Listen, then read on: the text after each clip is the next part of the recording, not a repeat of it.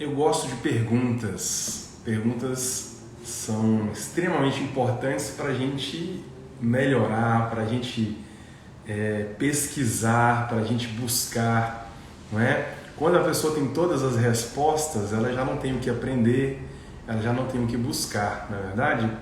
Então as perguntas são muito importantes. E aí, para a gente iniciar, a pergunta que eu quero fazer é: você já parou para pensar no impacto da oração? Ou, melhorando a pergunta, no impacto da sua oração? Você já parou para pensar no impacto da sua oração?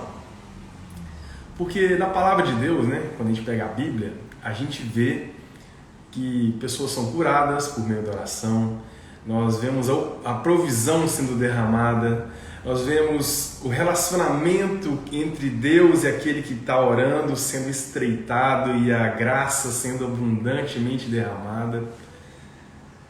Mas e a nossa oração? E a minha oração e a sua oração? Qual que é o impacto dela? E sabendo que o que nós oramos é importante, não é só importante também revela muito sobre nós.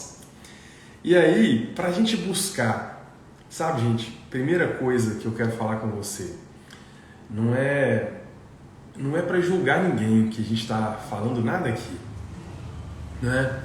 Essa mídia que vocês me veem por meio de uma tela, elas trazem certa privacidade que em alguns momentos é interessante. E esse momento eu acho que é um deles. É só você. Eu estou aqui, mas eu não estou te vendo. Eu não estou te ouvindo. Então agora você pode, se você não estiver ao vivo assistindo, se já for uma gravação, você pode apertar o pause em seguida da minha pergunta, da minha sugestão para fazer. Eu queria trazer um pensamento com você, uma reflexão com você sobre o impacto da nossa oração. Da minha, eu vou pensar sobre a minha, você vai pensar sobre a sua, certo? Se você pensar agora aqui, nos últimos dias de oração, na última semana que você esteve em oração, você consegue se lembrar dos pedidos que você fez, das suas falas, do conteúdo da sua oração? Você consegue se lembrar, ou pelo menos de alguns deles? Eu te convido a apertar o pause e anotar, se você puder, se você quiser. Anote aí esses pedidos que você fez durante os últimos 7 dias, vai. Acho que não é nada tão difícil assim normalmente. Fez isso? Pensou? Se você está ao vivo, pensa comigo, tá? Reflita aí um pouquinho sobre o que você tem orado. Quais são os seus pedidos de oração diários? Todos os últimos 7 dias. Não estou falando de algo... eu não estou te ouvindo. Seja sincero consigo mesmo. E eu estou sendo comigo aqui, no meu íntimo. Sejamos sinceros e reflitamos, porque essa reflexão ela vai trazer para nós uma sugestão de mudança ou de melhoria, Porque é esse que é o propósito nosso aqui, é amadurecermos a cada dia. Bom, você já parou, então, tentou lembrar suas últimas orações? Não é a vida toda não, Os últimos 50 anos, ou 30 anos, ou 20 anos, ou seja lá quantos anos você já tenha. Não é isso, não. Só de uma semana para cá mesmo.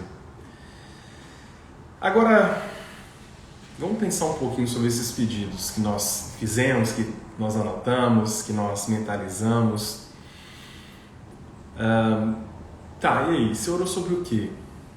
O que você pediu para Deus fazer? E como eu falei, as nossas orações elas falam muito sobre nós, elas revelam muito sobre o nosso sentimento, Elas revelam sobre também a nossa intimidade com Deus. Qual é o nível de relacionamento com Deus que eu tenho por meio dessas anotações que você fez ou por meio dessas memorizações, dessas mentalizações que você fez. Dá para dar uma refletida sobre isso. Aquilo pelo qual nós oramos reflete talvez aquilo que nós cremos sobre Deus. Se a maioria das minhas orações, se a maioria das suas orações são sobre nós mesmos, ou sobre aquilo que é importante para nós, né? Seja meu filho, seja meu cônjuge, seja alguém que está me causando desconforto, me causando mal. Então, no fim das contas, esses pedidos eles estão refletindo sobre o que eu tenho como referência para com Deus. Qual é o tipo de pensamento que eu tenho, qual é o tipo de relacionamento que eu tenho com o Senhor. E se as nossas orações, né, pensando aí nos últimos 7 dias, né, nos últimos 5 ou 7 dias, se as nossas orações forem aquelas rotineiras, né, por exemplo, você talvez tenha anotado aí, agradeci pelo alimento, pedi um dia abençoado, eu pedi paz no meu trabalho, eu pedi proteção numa viagem que eu vou fazer, ou que eu fiz. Enfim, são pedidos rotineiros que a gente já está acostumado a ouvir, né? Talvez, então, se todas esses pedidos que você fez, agora pensa de novo nos pedidos que você fez, e eu penso nos meus. Imagine agora se Deus tivesse falado sim, né? Explicitamente sim, e atendido a cada um desses pedidos imediatamente. Eu não estou falando que ele tenha dito não, mas eu só quero mentalizar com você aqui, de uma maneira mais lúdica, como seria, como nós estamos e não como Deus está. Mas imagine que todos os seus pedidos tenham sido respondidos imediatamente com um sim de Deus, nos últimos 7 dias. A pergunta agora, a segunda pergunta, se Deus tivesse dito sim para esses pedidos que você fez em oração na última semana, qual seria a mudança que aconteceria no mundo?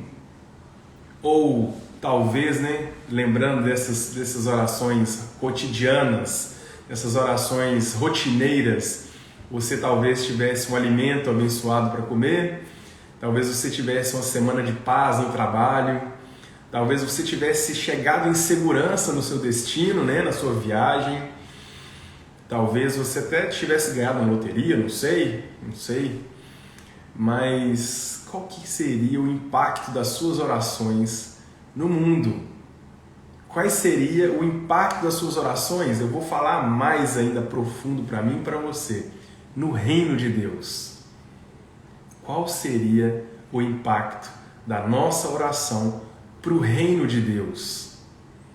Porque você já parou para pensar no que ou para que nós fomos chamados?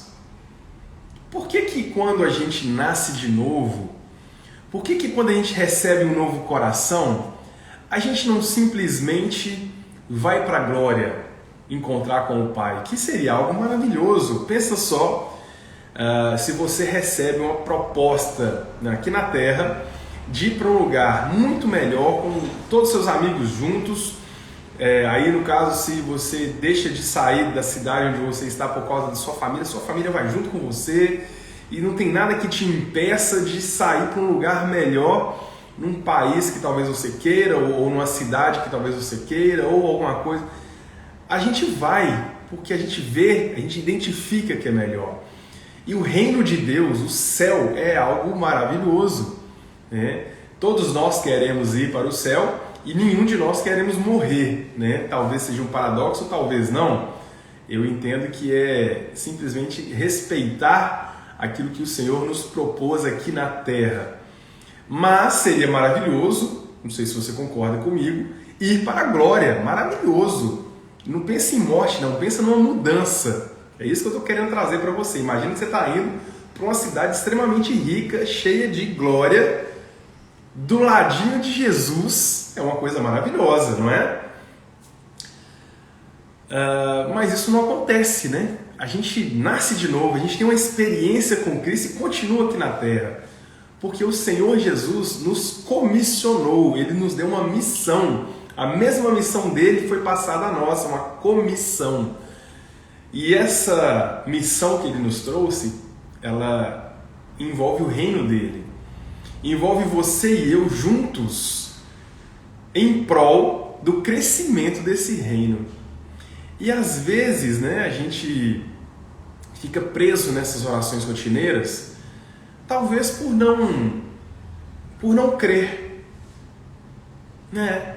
Às vezes a gente se pega, talvez, tão acostumado, né, com a rotina e não para pensar quem é o Senhor. Eu preparei alguns textos para compartilhar com você e o primeiro deles que eu vou ler aqui agora é Apocalipse 1:8. Em Apocalipse 1:8 está escrito: Eu sou o Alfa e o Ômega, diz o Senhor Deus, aquele que é, que era e que há de vir, o Todo-Poderoso. Você crê que Deus é o Todo-Poderoso? Aquele que pode todas as coisas? Bom, talvez a gente creia, né, mas com a mente, mas a gente não crê com a nossa vida. Jeremias 29, 11 e 13 também tem um texto muito interessante que fala dos planos de Deus para você e os planos de Deus para mim. Diz assim: porque eu, Jeremias 29, 11 a 13, porque eu bem sei os pensamentos que tenho a vosso respeito, diz o Senhor, pensamentos de paz e não de mal, para vos dar o fim que esperais. Então me invocareis, ireis e orareis a mim, e eu vos ouvirei, e buscar-me-eis e me achareis, quando me buscardes de todo o vosso coração. Né? E aí talvez você fale assim: cara, isso não faz o menor sentido para mim. Eu não tenho nada disso. E aí talvez você precise refletir um pouco sobre qual a sua experiência com o Pai, qual a sua experiência com Deus. Sabe, gente, isso é muito importante. Reflexões são importantes.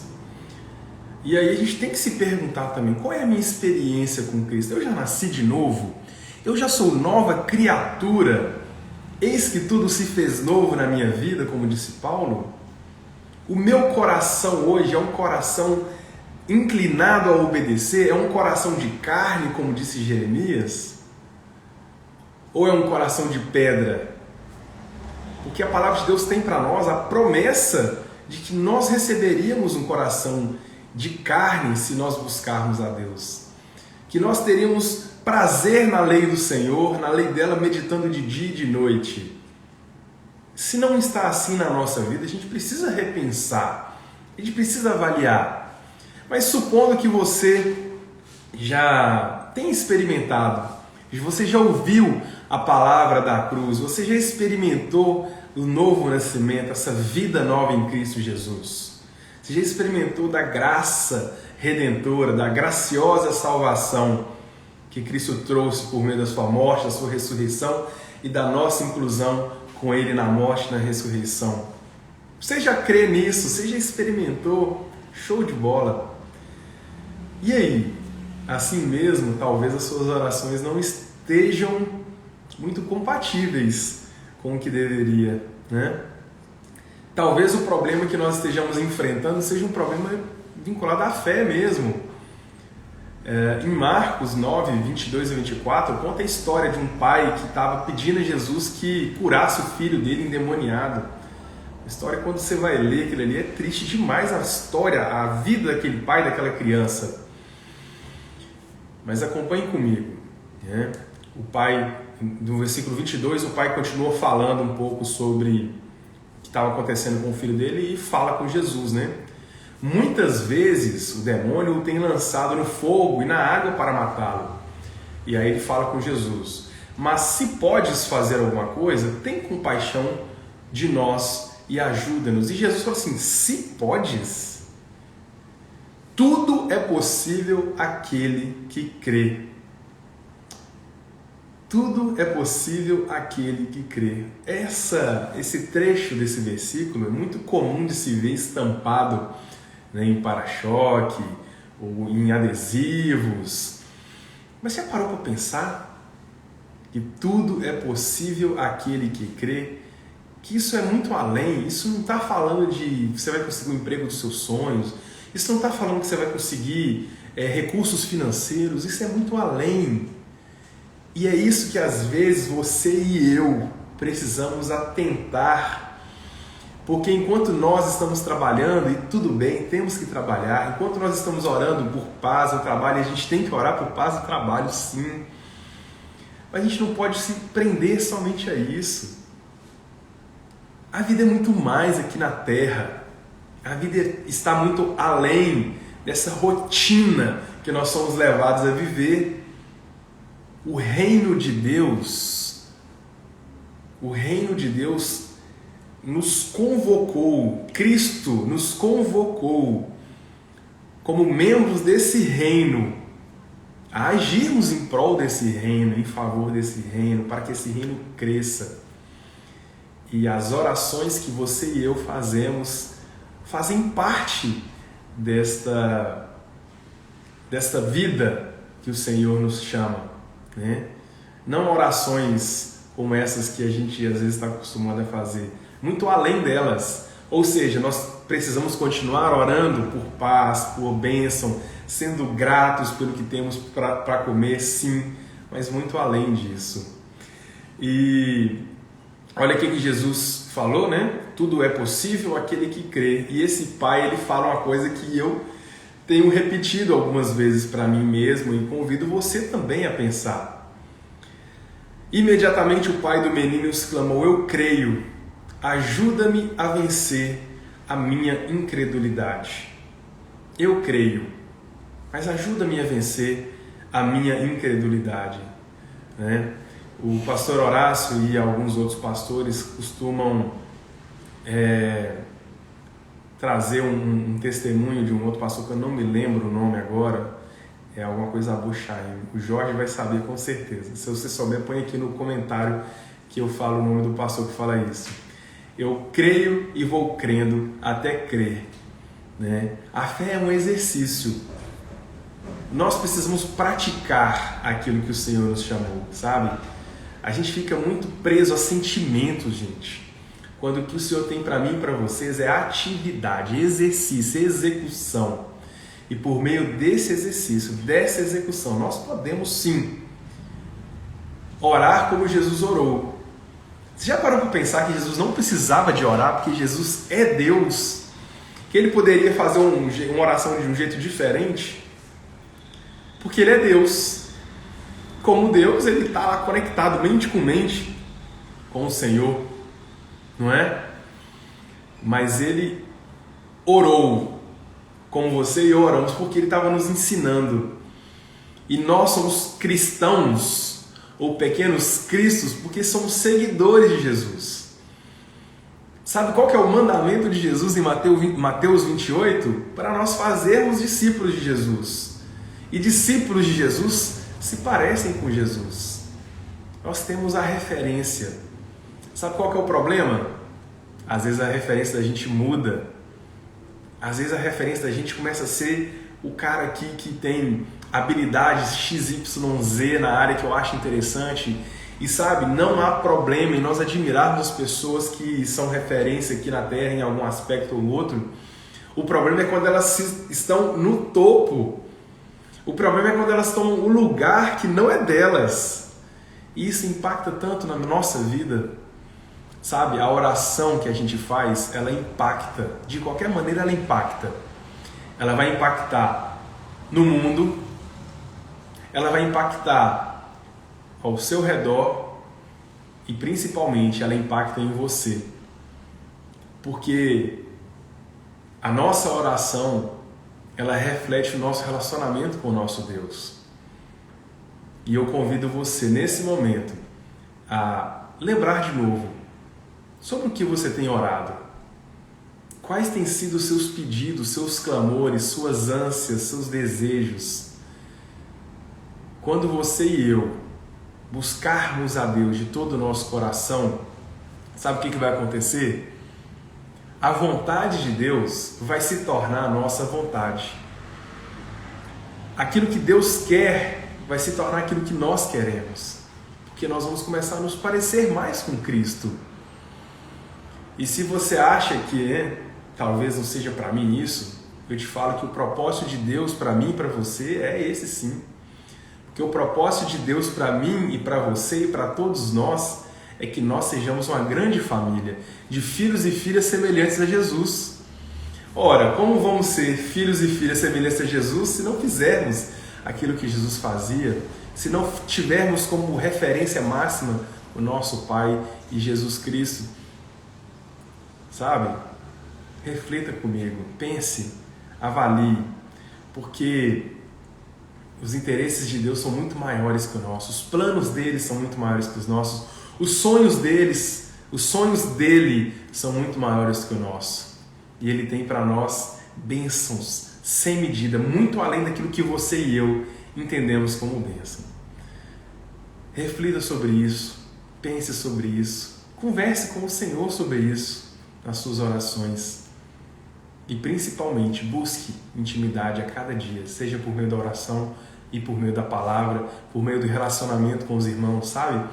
Não tem como você e eu buscarmos a Deus, querermos aprender mais do Senhor e termos isso e não querermos andar com as pessoas. Porque quem ama anda junto. Jesus andava com as pessoas.